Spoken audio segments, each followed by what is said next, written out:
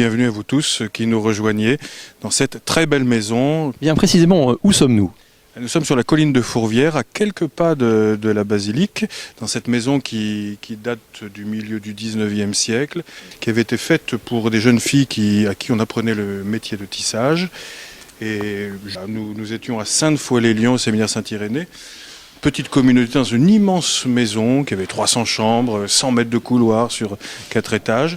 Et donc il était devenu nécessaire de réfléchir d'abord au déménagement et en même temps à la manière dont nous voulions former les prêtres aujourd'hui. Alors, ça va peut-être vous paraître amusant comme question, mais que fait-on dans un séminaire ? Dans un séminaire, eh bien, je vous dirais qu'on se forme, mais surtout qu'on se laisse former par celui qui est le cœur de notre vie, c'est-à-dire le Christ. Quelles ont été les grandes étapes de la mise en œuvre de ce nouveau séminaire provincial de Lyon ?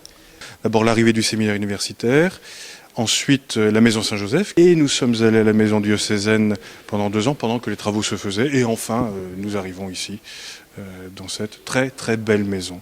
Et je dis bien maison, parce que vous ferez la visite, c'est comme une maison de famille. Vous avez choisi d'organiser la maison justement en fraternité. Est-ce que vous pourriez nous expliquer en 2 mots en quoi cela consiste ? Alors tout d'abord, c'est à la fois en fraternité et puis la grande communauté. C'est-à-dire que vous visiterez la chapelle, vous visiterez le réfectoire. Enfin, il y a des lieux qui sont faits pour la grande communauté, en amphithéâtre dans la salle de communauté. Et puis, en réfléchissant, on se disait que c'était bien de permettre aux séminaristes de vivre à 5-6, non pas dans un appartement clos, mais dans une fraternité, chacun une chambre. On vit dans une période qui est un peu une période d'individualisme. Et or, nous sommes un corps et nous savons que la charité fraternelle, c'est un commandement du Christ. Donc c'est bon de le vivre en petits groupes pour qu'on puisse après le vivre en plus grand groupe. Voilà, donc pour visiter ce séminaire, nous allons être accompagnés de 3 jeunes séminaristes qui ont bien voulu nous accorder un petit peu de temps pour visiter cette nouvelle maison. Je les laisse se présenter. Nicolas, je rentre en 3e année pour le diocèse d'Annecy. Je suis très heureux d'être ici, dans cette nouvelle maison. Aussi Nicolas, sauf que moi je rentre en 2e année et je suis pour le diocèse de Lyon. Et impatient de vraiment découvrir toutes les fonctionnalités de cette maison. Jérémy, je rentre en 2e année également pour le diocèse de Lyon. Et bienvenue à tous ceux qui vont découvrir ce séminaire. Voilà, donc partons à la découverte de cette maison avec nos 3 jeunes amis séminaristes. Le père Jean-Sébastien Toulouse tout à l'heure nous expliquait les raisons qui ont conduit à la construction de cet édifice, à sa rénovation et à son animation dans quelques jours. Eh bien, découvrons l'ensemble des endroits phares dans lesquels les jeunes séminaristes pourront demain se rapprocher de leur vocation et à la découverte du Seigneur. Bien, donc nous voici au cœur d'une fraternité. Jérémy, il y a à peu près combien de fraternités dans la maison ? Une dizaine de fraternités qui sont classifiées chacune par une couleur différente. Ici, vous êtes dans la fraternité des rouges à peu près, comme vous voyez au fond. Donc il y a entre 5 et 6 séminaristes, donc plus un prêtre qui habite à côté. Voilà, le principe, c'est que en plus de la vie communautaire du séminaire, il y a une petite vie, pas fraternité. Donc prendre des repas ensemble, des petits déjeuners, des temps de partage. Donc Jérémy, nous sommes dans une des chambres dans lesquelles les séminaristes vont s'installer. En gros, une chambre de séminariste, ça se veut spartiate. C'est composé de quoi ? C'est pas spartiate, je pense que c'est sobre peut-être, mais spartiate n'est pas le terme. Voilà, il y a un lit pour dormir, un bureau pour travailler, une étagère pour les livres, un placard, une douche, voilà.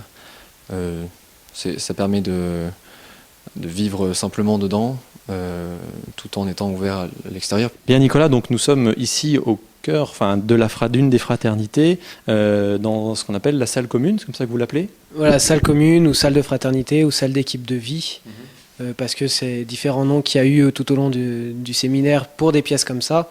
Mais là, c'est la première fois qu'elle existe réellement, donc il y a tout un coin cuisine, où justement on pourra se retrouver pour des repas, et un endroit où on pourra manger, se retrouver pour discuter, pour prier, pour partager, et plein d'autres activités qu'on peut faire ensemble et qui nous permettront de nous découvrir les uns les autres.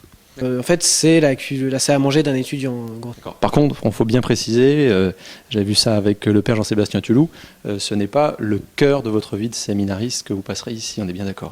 Non, on est bien d'accord, le cœur de la vie de séminariste, c'est les parties communes, qui ne sont pas de fraternité. Donc c'est le grand réfectoire, le foyer en bas, la chapelle, puis les salles de cours et l'auditorium et la bibliothèque.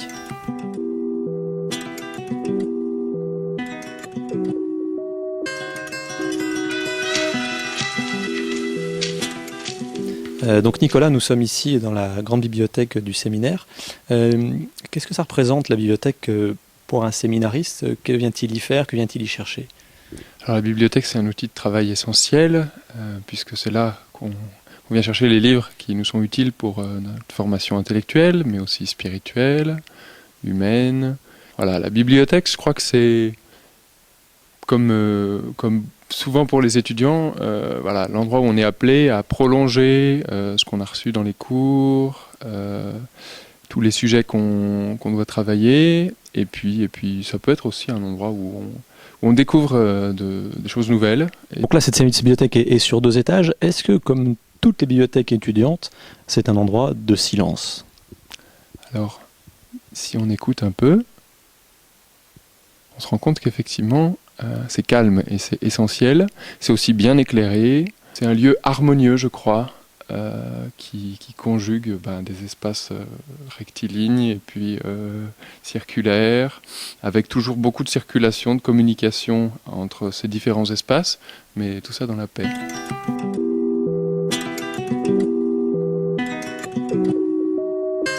Donc ici, nous sommes dans l'amphithéâtre du séminaire. C'est un lieu communautaire d'abord, puisqu'on aura des temps en communauté ici, voilà, des réunions, des cours aussi. C'est un lieu où nos évêques viennent nous parler, puisque tous les mois, il y a un évêque différent de la province qui vient nous parler. C'est un lieu aussi qui se veut ouvert sur l'extérieur, puisqu'il peut y avoir des conférences qui ne sont pas des gens du séminaire, ni qui ne viennent pas donner de cours aux séminaristes.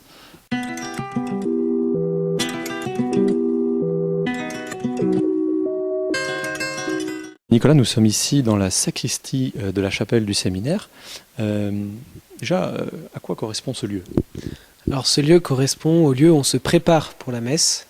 Tout ce qui est bon pour un prêtre, aussi bien que pour les servants que pour les sacristains, pour permettre un bon déroulement de messe et une belle attitude de prière pendant la messe. On voit souvent marqué en latin dans la sacristie silence, justement pour se préparer à la messe, à la célébration de la messe qui va avoir lieu, qui est l'un des moments principaux de la journée du chrétien et du séminariste encore plus.